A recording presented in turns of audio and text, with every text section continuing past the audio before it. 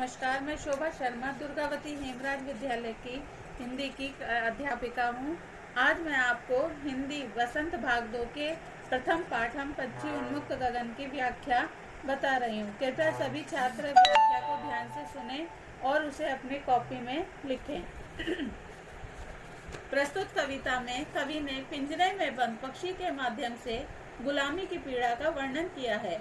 इस कविता में उन्होंने बताया है कि पक्षी को भी स्वतंत्रता उतनी ही प्रिय होती है जितनी मनुष्य को। पक्षी भी स्वतंत्र रूप से आकाश में उड़ना चाहता है। उसे सोने के पिंजरे में कैद होकर रहना अच्छा नहीं लगता। तो अब हम अपनी व्याख्या प्रारंभ करते हैं। हम पंछी उन्मुक्त गगन के पिंजर बंद न गा पाएंगे। कनक तीलियों से टकराकर पुलकित पंख टूट जाएंगे। हम बहता जल पीने वाले मर जाएंगे भूखे प्यासे। कहीं भली है कटुक निबोरी कनक कटोरी की मेंदा से। प्रस्तुत कविता हमारी पाठ्य पुस्तक बसंत भाग 2 के हम पंछी उन्मुक्त गगन के पाठ से ली गई है। इसके कवि श्री शिव मंगल सिंह सुमन है। इनमें पक्षियों के माध्यम से गुलामी की अपेक्षा आजादी के महत्व को दर्शाया गया है। व्याख्या। कवि का कहना है कि जैसे कि लाइन है, हम पंछी उन्मुक्त गगन के पिंजर बंद न गा पाएंगे, कि पक्षी खुले आकाश में विचरण करने वाले हैं। यह उनकी एक स्वाभाविक विशेषता भी है।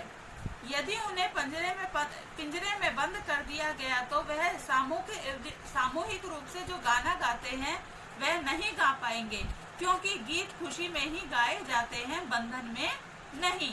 कनक तीलियों से टकराकर पुलकित पंख टूट जाएंगे। आकाश में उड़ने वाले पंछी पिंजरे में बंद होकर कभी खुश नहीं रह सकते। हम उन्हें सोने के पिंजरे में रखें तो भी कोई फर्क नहीं पड़ता। सलाखें चाहे सोने की हो या लोहे की, पर खुशी में फड़फड़ाते पंख उनसे टकराकर टूट जाएंगे। हम बहता जल पीने वाले मर जाएंगे भूखे प्यासे। कहीं भली है कटुक निबोरी कनक कटोरी की मेंदा से। पक्षी कह रहे हैं कि उन्हें नदियों और झरनों का बहता जल पीने की आदत है। सोने के पिंजरे का खाना पीना उन्हें पसंद नहीं है।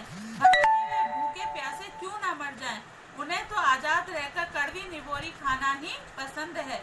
गुलामी में मिली सोने की कटोरी की मेंदा उन्हें कभी रास नहीं आएगी, क्योंकि पराधीनता में मिले व्यंजन कभी भी स्वादिष्ट नहीं लगते हैं। अब प्रस्तुत काव्यांश के कुछ शब्द मैं आपको बताना चाह रही हूँ, जिसे आपको अपने उस कॉपी में नोट करना है। पंछी, पंछी यानी पक्षी। उन्मुक्त, उन्मुक्त का अर्थ है खुला। गगन, आकाश। पिंजरबद्ध यानी पिंजरे में बंधे हुए। कनक तीलिया, सोने की सलाखें। पुलकित, खुशी से फड़कते। कटुक, कड़वी। निबोरी, नीम का फल। कनक, सोना।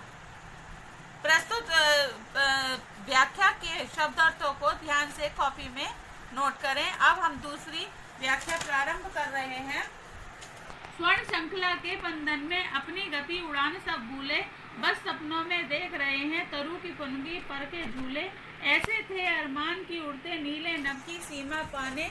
लाल किरण सी चोंच खोल चुगते तारक अनार के दाने। इन पंक्तियों में पक्षियों के माध्यम से स्वतंत्रता के कष्ट मय जीवन से अवगत कराया गया है। व्याख्या। स्वर्ण श्रृंखला के बंधन में अपनी गति उड़ान सब भूले। कवि कहता है कि पक्षी कहते हैं कि सोने के पिंजरे में कैद होकर वे अपनी गति और उड़ान की कला भी भूल गए हैं।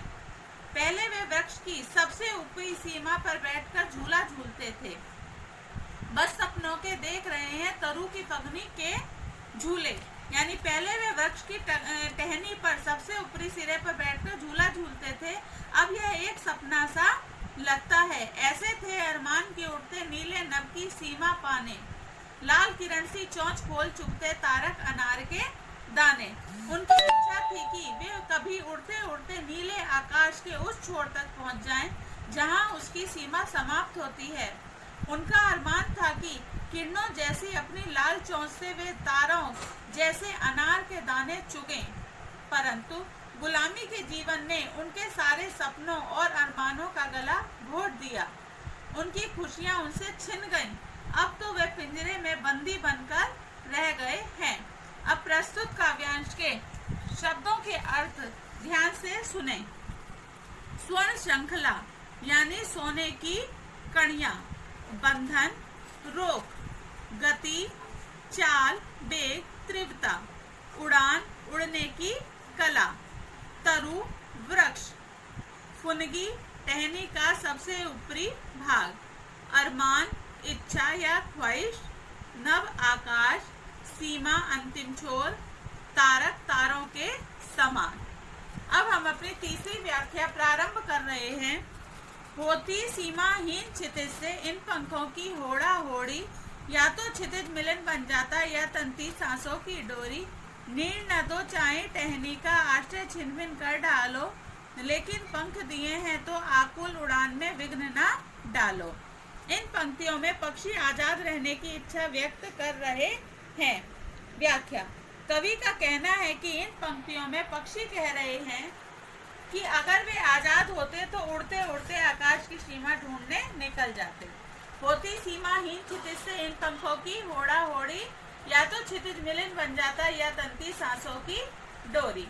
अगर वे आजाद होते तो उड़ते उड़ते आकाश की सीमा ढूंढने निकल जाते। अपने इस प्रयास में या तो वे क्षितिज के आखिरी छोर तक पहुंच जाते या उनके प्राण ही निकल जाते। पक्षियों द्वारा व्यक्त उनकी इस इच्छा से पता चलता है कि उन्हें आजादी कितनी प्रिय है।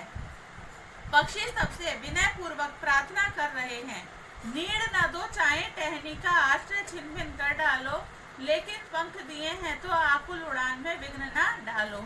भले ही कोई उनका घोंसला छीन ले या पेड़ की डालियों का उनका ठिकाना नष्ट कर दे, लेकिन जब ईश्वर ने उन्हें पंख दिए हैं तो उन्हें उड़ने का अधिकार उनसे छीना ना जाए। पिंजरे में बंद करके उनके उड़ान की इच्छा को ना मारा जाए। उनकी आजादी न छीनकर उन्हें अंतहीन आकाश में उड़ने दिया जाए। अब प्रस्तुत काव्यांश के शब्दों का अर्थ आप ध्यान पूर्वक देखें। सबसे पहले है सीमाहीन। सीमाहीन यानी जिसका कोई अंत ना हो। क्षितिज, वह काल्पनिक स्थान जहां धरती और आकाश एक साथ मिलते हैं। होड़ा होड़ी यानी प्रतिस्पर्धा। मिलन, दो या अधिक प्राणियों का मिलना। तंती सांसों की डोरी, प्राण निकल जाना या मर जाना। नीड़, घोंसला, आश्रय, सहारा, छिन्न भिन्न, नष्ट, आकुल, बेचैन, विघ्न, व्यवधान या रुकावट। अब प्रस्तुत हम पंछी उन्मुक्त गगन की व्याख्या समाप्त हो गई है। सभी ध्यान से सुने, और कोई कठिनाई का अनुभव होता है तो आप मुझसे फोन करके बात कर सकते हैं। धन्यवाद।